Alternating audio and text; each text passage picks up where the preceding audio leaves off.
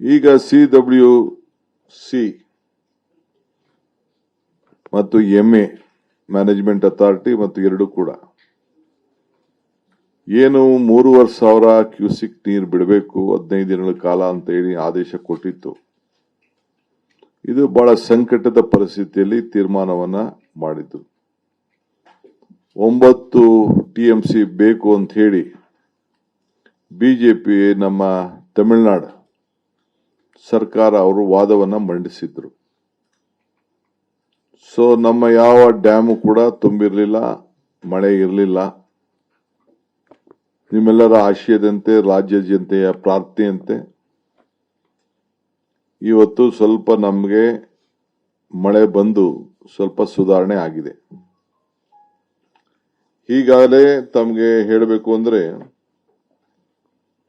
ಈಗ ಬೆಳಗ್ಗೆ ಈ ಮಧ್ಯಾಹ್ನ ಬಂದಿರುವಂತ ನನಗೆ ಮಾಹಿತಿ ಪ್ರಕಾರ ಕಬಿನಿಲಿ 24,000 TMC ನೀರು ಇನ್ಫ್ಲೋ ಕ್ಯೂಸಿಕ್ 24,000 ಕ್ಯೂಸಿಕ್ ಬರ್ತಾ ಇದೆ. KRS ಅಲ್ಲಿ 22,000 ನೀರು ಬರ್ತಾ ಇದೆ. ಸ್ವಲ್ಪ ಕೊಡಗಿನಲ್ಲಿ ಮಳೆ ನಿನ್ನೆಕಿನ ಈಗ ಮಧ್ಯಾಹ್ನ ಬೆಳಗ್ಗೆಯಿಂದ ಸ್ವಲ್ಪ ಕಡಿಮೆ ಆಗಿದೆ.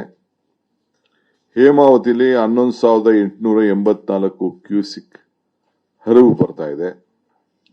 ಆರಂಗಿಲಿ 10,430 ಕ್ಯೂಸಿಕ್ ನೀರು ಅಲ್ಲಿ ಬರ್ತಾ ಇದೆ. ಒಟ್ಟು 67,378 ಕ್ಯೂಸಿಕ್ ಅಷ್ಟು ಈಗ ಒಳಹರಿವು ಕಾಣ್ತಾ ಇದೆ.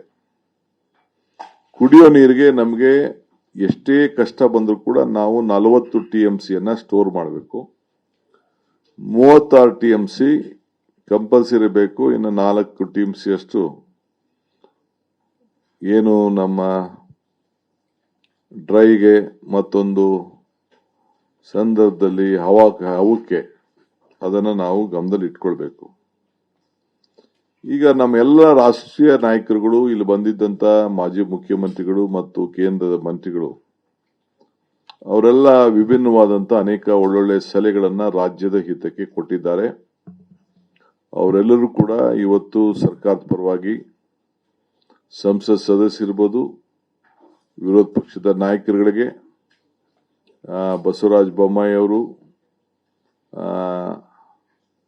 ಕುಮಾರಸ್ವಾಮಿ ಅವರು, ಸದಾನಂದ ಗೌಡರು, ವೀರಪ್ಪ ಮೊಯ್ಲಿಯವರು, ನಾರಾಯಣಸ್ವಾಮಿ ಅವರು, ಬಾಬುರವರು ಮತ್ತು ಇನ್ನೆಲ್ಲ ಶೋಭಕ್ಕ ಅವರು, ವಿಶೇಷವಾಗಿ ಯಡಿಯೂರಪ್ಪನವರು, ನಮ್ಮ ಮಾಜಿ ಮುಖ್ಯಮಂತ್ರಿಗಳಂತ ಸಿದ್ದರಾಮಯ್ಯನವರು, ವೀರಪ್ಪ ಮೊಯ್ಲಿಯವರು ಅವರು ಕೂಡ ಭಾಗಿಯಾಗಿ ಅವ್ರದೇ ಆದಂತ ಮಾರ್ಗದರ್ಶನವನ್ನ ಕೊಟ್ಟಿದ್ದಾರೆ. ನಮ್ಮ ಮಾಜಿ ನೀರಾವರಿ ಸಚಿವರುಗಳಾದಂತ HK ಪಾಟೀಲ್ ಮತ್ತು ನಮ್ಮ MB ಪಾಟೀಲ್ ಅವರು ಕೂಡ ಅವರ ಅಭಿಪ್ರಾಯ ಕೂಡ ತಿಳಿಸಿದ್ದಾರೆ. ನಮ್ಮ ಲೀಗಲ್ ಅಡ್ವೊಕೇಟ್ ಜನರಲ್ ಕೂಡ ನಾನು ಇನ್ನ ದೊಡ್ಡ ಲೀಗಲ್ ಟೀಮ್ನೆಲ್ಲ ನಾನು ಆಹ್ವಾನಿಸಿದ್ದೆ. ಸೊ ಅವ್ರ ಪರವಾಗಿ ನಾನೇ ಕೆಲವು ವಿಚಾರವನ್ನ ಹಂಚಿದ್ದೇನೆ, ತಿಳಿಸಿದ್ದೇನೆ. ಡೆಲ್ಲಿ ಟೀಮ್ ಕೂಡ ಬಂದಿತ್ತು. ಅವರು ಕೂಡ ಕೆಲವು ನಮ್ಮ ವರ್ಚುವಲ್ ಅಲ್ಲೂ ಕೂಡ ಕೆಲವರೆಲ್ಲ ಈ ಸಭೆಯನ್ನ ಕಂಪ್ಲೀಟ್ ಅವರು ವೀಕ್ಷಣೆ ಕೂಡ ಮಾಡ್ತಾ ಇದ್ರು. ಸೊ ಅಡ್ವೊಕೇಟ್ ಜನರಲ್ ಕೂಡ ಈಗ ಏನು ಪರಿಸ್ಥಿತಿ ಇದೆ ಅನ್ನೋದನ್ನ ಅವರು ಕೂಡ ಮುಂದೆ ನಾವು ಏನು ತೀರ್ಮಾನವನ್ನ ಮಾಡಬೇಕಾಗ್ತದೆ ಅಂತ ಹೇಳಿ ಅವರು ತಿಳಿಸಿದ್ದಾರೆ.